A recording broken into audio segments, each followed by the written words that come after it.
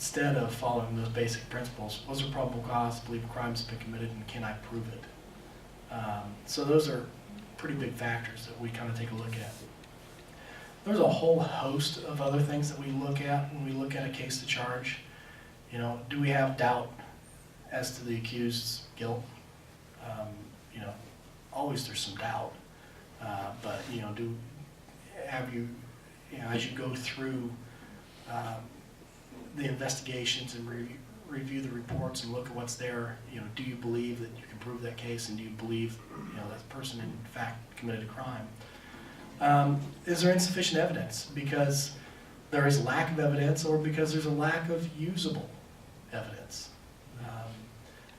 Yes, sir. I apologize in advance. This question is based on watching way too many episodes of Law and Order. But they tend to always show kind of this ongoing conflict between the police and the prosecutors, the police pressing to take this to court, and the prosecutors saying, no, we don't have the evidence, or we can't win, it's not gonna, or it's gonna set a bad precedent or something. Does that happen in reality a lot? Yes, actually it is. And that's no knock on law enforcement. They have a specific job. Yeah. And so do we, and we end up being the gatekeeper from their pressing. You know, it's not as usually salacious as they make it in the shows. But yeah, we turn away officers every day. They come down and say, you know, here's my case, I want charged. And we look at it and go, we're not going to do it. It's interesting that, but for a moment in this process, you are judge and jury. Oh yeah, definitely, without a doubt. Because we put the wheels in motion that make somebody accountable. And sometimes it's an incredible burden. You know, we have cases, we have some tough cases sometimes where you look at it and say, well, what's the good of this prosecution? Besides that it's against the law. And if we progress through the rest of my notes, I can give some examples of that. But yeah, it really does boil down to an incredible amount of power.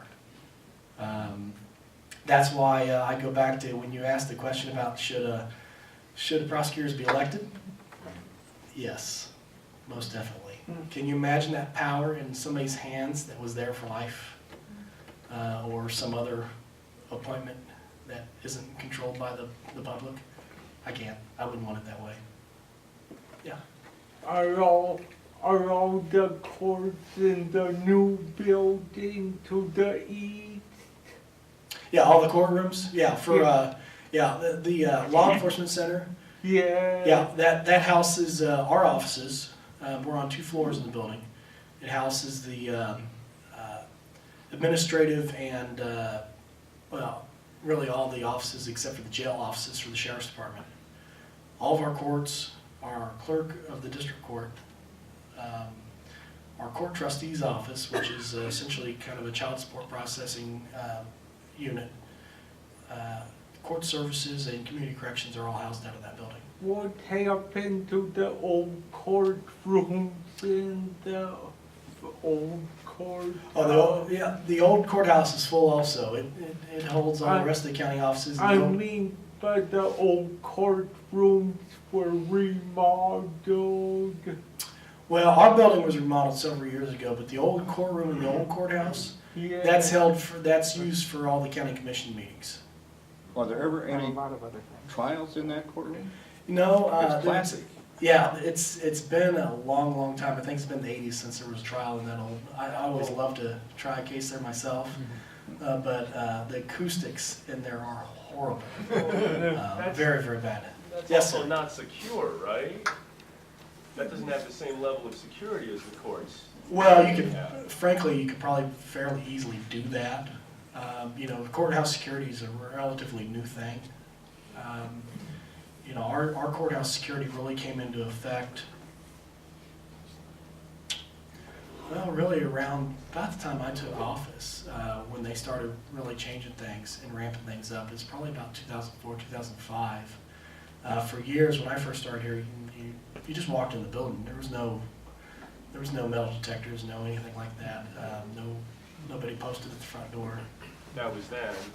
Yeah, things changed a little bit. back to the charging process. If someone commits a crime and is arrested, but is not charged, I'm not aware, but maybe I'm just been in the dark. I'm not aware if you're receiving criticism publicly in the paper or on the radio for that person not being charged. Has that indeed happened, that you catch heat? Oh, on occasion, yeah, you bet. To a lesser degree of the people maybe involved in the case, we probably catch heat every day. Somebody wants something charged, somebody doesn't want something charged. If you look at domestic violence cases, that's usually more the case that we catch heat for, is somebody doesn't want their spouse charged. But we get quite a bit, and this probably jumps me to actually kind of towards the end of my talk here, is dealing with criticism. My philosophy is pretty simple. I believe every case should have its own resolution. We have a lot of offices throughout history that have had, standard policies, and, it fits into here and everything goes through the chute, and, it all comes out the same. But I believe every case should have its own resolution. That means, to me, what kind of resolution does this case deserve based upon its own facts? What type of resolution makes this person accountable, makes the community safer, and makes it more likely that these people won't need our services again in the future. But we do end up with criticism from time to time. But I'm very fond of saying in my office that if you've done things for the right reason, you never have any problem explaining why. And if somebody asks you about a case and you ever are uncomfortable, other than it may be heated, but if you're ever uncomfortable explaining why you made a decision, then maybe your priorities aren't right. So, yeah. Charles, do you have the same discretion in pursuing, in deciding what remedy or that you're going to pursue? I mean, can you decide whether you're going to recommend the death penalty for something as opposed to life imprisonment? Do you get to decide that? Yes and no. And the question is, do we get to decide what the punishment's going to be? The yes, in the sense that based upon what we charge, we can dictate the direction of the case. We can dictate, possible penalties. No, in the sense of, ultimately it's a judge that's going to hand down a sentence. And we also have in Kansas what are called Kansas Sentencing Guidelines. What those guidelines do in felony cases, they don't apply in misdemeanor cases, but in felony cases, the state legislature has gone through and ranked all the crimes either as off-grid, unclassified, or on-grid. And off-grid cases are cases such as first-degree murder. An unclassified case is a case such as a third or more felony DUI offense. What that means is they're not on a grid system. Everything else, though, is ranked on the grid. They look at the grid, or they look at the crime, they give the crime a severity level rank from 1 through 10. 1 being the highest, 10 being the lowest. And that kind of starts the penalty process of trying to figure out what the penalty is going to be. Kansas also goes through and they rank the person's criminal history as a factor in what a sentence should be. So they will have a criminal history score going from A through I. I being no criminal history or 1 misdemeanor in their past. And the A being the worst criminal history you can have in Kansas, which is 3 or more person felony convictions. And as you can imagine, if you can picture that grid, as you move from 10I, and I can tell you the 10I box, in those boxes there'll be numbers. Numbers are months incarceration. There'll be 3 numbers in the box. The high number will be an aggravated number, the low number a mitigated number, and then the center number a standard sentence. And their number of months in incarceration. 10I, lowest level felony with with no criminal history. That box is 5, 6, 7. 5 months, 6 months, or 7 months. And it's also presumptive probation, because if you look at the grid, the lower corner of that grid is all color-coded, and anything that falls within that area is presumptive probation. So if you're convicted, you'll get a sentence in that box, and then you'll be placed on probation for that sentence for a set period of time. As long as you don't give up on probation, you won't go to prison. Once you get out of that, though, and go towards the other end, if somebody has the worst criminal history, 3-person felonies, and they commit a level 1 crime, example of a level 1 crime in the state of Kansas, rape, aggravated kidnapping, 2nd-degree murder, those are all level 1 crimes. If they fall in that A1 box at the very top, the standard sentence, I believe, is 652 months. So 50 plus years. So, yes, sir. I told you earlier that it's amazing what, I come to meetings thinking I don't know anything, and you've triggered a memory of a book I read years ago on transactional analysis. I'm okay, you're okay. Okay. And one of the games people play is cops and robbers.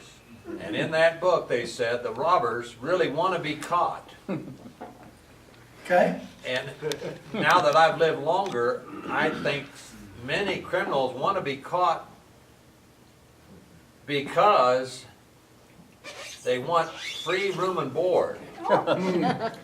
What percentage would you judge are in that category? That's my question. Zero. I would say it would be some percentage of less than 1. But there are, Really? there are homeless people, there are street people, there are people who feel like they do not have any other options. Sure. Who in fact do Yeah. exactly what he just said. Yeah. Not very There, many. there are those occasions. Not very many. If I look and think about our jail population, I would say you could probably identify 3 or 4, maybe 5 or 6 people throughout a year that are using facilities for that reason. You know, they've committed some small minor offense because there's a foot of snow on the ground. And they know that they can go in there and get taken care of. Well, I think one big deterrent for you said, Dennis, is homeless people trying to get in jail to get out of the elements, is that every single one of them is aware that when they get released from jail, they also get a huge bill that hangs over them. And anytime they get a job and get a tax return, the jail gets its cut first. You know, it's like, once you've got a jail bill, you're in the hole for a long, long, long time. And for that reason alone, I don't think that trying to get in jail to have a place that gives you free food and board is legitimate. I mean, Right. I don't Is that think it true? You get a happens. jail bill? Well, It you- does happen. Generally, you I mean, I've would seen if you're. homeless people might not be as clever as you are about that. Well, I've seen them do it. Well, I Yeah, talk to and that's- them too. Yeah. There's a lot of different factors that work. I mean, that does operate as a deterrent, but frankly, the people that are in that position, they don't have any wherewithal anyway. Right. So one more bill doesn't really affect them at all. Because most of the time, you know, if they're on a SSI check or anything like that, you can't garnish those checks. The only way you can get that money is if it goes into a bank account. Those guys don't have bank accounts. So they cash the check, and so nobody ever gets to, go garnish them or anything like that. So it's probably not gonna have as much of an impact on that type of person. Some people will, but if they're thinking that way, they're probably not wanting to be in jail anyway. There is some part of the population that would potentially affect. Do you view yourself as having a role in prevention? Oh, absolutely. What form does that take? How does that manifest in your office? Really, it's through education. We try to do a lot of different outreach things. First, you have to find an influential population, a population that you think you have a chance of influencing. Let's face it, the average person that shows up in our courthouse, we're probably not going to influence. The system may influence them, but it's not a very good system always for changing people's behaviors. It's pretty decent for punishing people's behaviors, Right. but it's not necessarily decent for changing people's behaviors. So we're not going to influence a ton of people, but we have to look at where we're going to influence people. We do quite a few things with school districts and younger folk, grade school, junior high, high school age, try to educate them about what are the consequences of their choices. we do a lot of education with elderly and seniors about avoiding scams and doing that type of thing, because we find those are effective in those areas, because we have some influence in those spheres. But it gets kind of tough. You know, the reality of it is just doing our job day in, day out probably doesn't deter anybody. It only deters the person that's caught, and depending on what the penalty is, it may not even deter them. Exactly. You know, we have a lot of lower level felonies in our system that, because of the cost of bed space and things like that, they're not really punished. For example, a forgery. We have some prolific forgers. We often call them paper hangers, because they're hanging paper all over town. But we have some prolific forgers in town, but they know how to play the system. They know it's a low-level felony. They know it's presumptive probation. They'll run up a string, they'll get caught, they'll get brought into court, they'll be ordered a ton of restitution. They're never going to pay the restitution. They're placed on probation or community corrections for a period of time, and they keep their nose clean. But when they go off through supervision, they go back at it. No, petty thefts, we all be in that category also? Yeah, you know, sometimes, you know, petty thefts, a lot of times we go through municipal court. Municipal court judges, our municipal court judge has a little bit better ability to, their system's a little bit faster than ours, and they have a little bit better ability to mete out a punishment timely. You know, I don't know if you have I'm sure you are aware of some of the psychology out there and everything of, you know, punishment should quickly follow the wrongdoing, and our legal system is horrible at that. You know, our punishment may come 2 or 3 years after a wrongdoing. So you want, you know, immediate consequences to bad actions, and they have a little bit better opportunity of seeing somebody in court within a month after they've shoplifted and say, okay, this is the 3rd time you've done it, I'm done, you're spending 10 days in jail, or something like that. There's been a lot of news lately about heroin and methamphetamine. Is that here in Douglas County? Sure. Yeah, people, I find most people, and not knocking our community, but I find most people fairly ignorant of the amount of drugs that pass through our community. It is staggering, the amount. And I don't intend to get into any discussion on legalization or anything like that. But in the past month, I've approved plea agreements and deals on at least a half-dozen cases that have involved pounds and pounds of marijuana and hundreds of thousands of dollars. For example, one was having it shipped in from California. Once we figured out the poundage, we figured out that last year he moved $750,000 worth of marijuana. And for that one, I guarantee you there's 100 more like him just in our community. So. You have not so far said very much about plea agreements. The grid sounds pretty hard and fast, except for probation. So just to what extent do you get into plea agreements, and to what extent are you negotiating with defending attorneys? Well, constantly. You know, pleas are, you know, sometimes, you know, the district attorney or anybody else from the office always kind of hesitates talking about pleas, because, you know, everybody kind of wants to shake their fist in the air sometimes and say, all you do is plead those people away. Well, that's true, very true. 98 or more % of the time, cases are resolved with a plea. Wow. But that's where our system is. We don't have a system that we could try everybody, give everybody their day in court. You know, if we file, you know, over 1,200 criminal cases a year, a simple jury trial on a misdemeanor case,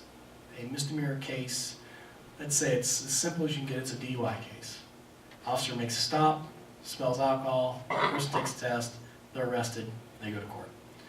A simple misdemeanor DUI case, 6-person jury, it will take a couple hours to pick that jury, put on all your evidence, and you've shot a day, maybe a day and a half on that trial. There's not 1,200 days in the working year that we could do those trials with the 6 judges that we have in our county, considering other cases. You know, we've had cases as long as 5 weeks. So our system isn't built to be able to do that. You know, we have to plead cases to keep the system alive. You know, but there's a lot of benefits to pleading cases. Namely, the benefit is knowing what you got. If somebody's willing to take a plea, 9 times out of 10, you can usually be assured that that person's guilty of committing some type of crime. You know, people who don't commit crime, you know, people who are innocent are usually going to turn around and say, hey, I'm not taking that deal. I didn't do this. And, you know, then you may or may not have a jury trial. You know, if we can't prove the case, then hey, we're not going to have a trial. But if we think you did, and we think we can prove it, then we'll go forward. But, you know, pleas are a necessary, very important part of our case. Back to what I said earlier about every case deserves its own resolution. We do a lot of plea bargaining in cases. One of the things that we will end up doing is we will look at a case and say, you know, what is a good outcome on this case? What holds the offender accountable? What efforts can we make to see that they won't do this again in the future? What restitution or reparations do we need for the victim of the case, be it the state or an individual? All those things we take into considerations. We do lots of things from, you know, we may work out a plea to a probation case, but we may put in it that the person has to get a psychological evaluation, follow recommendations of the evaluator, drug and alcohol treatment. We may not file a case. We may turn around and say, hey, look, you do X, Y, and Z, and we won't even file the case, depending on what it is. So we do a lot of creative things and a lot of things that we look at to try to say, okay, hey, how do we resolve this that's going to be beneficial for all of us? Could you describe and maybe comment on the recent changes legislator did with the appellate court and the desire to change the Supreme Court in Kansas? Well, that's probably a little off topic for me, but after all, it is a political office. I guess I can talk about it. Yeah, that's a little off topic for me, but you know, there has been a huge push to change the way our judiciary is selected in the state. Now, keep in mind, half of our district court judges at our local levels are elected in the state. The other half are appointed by the governor through a selection process.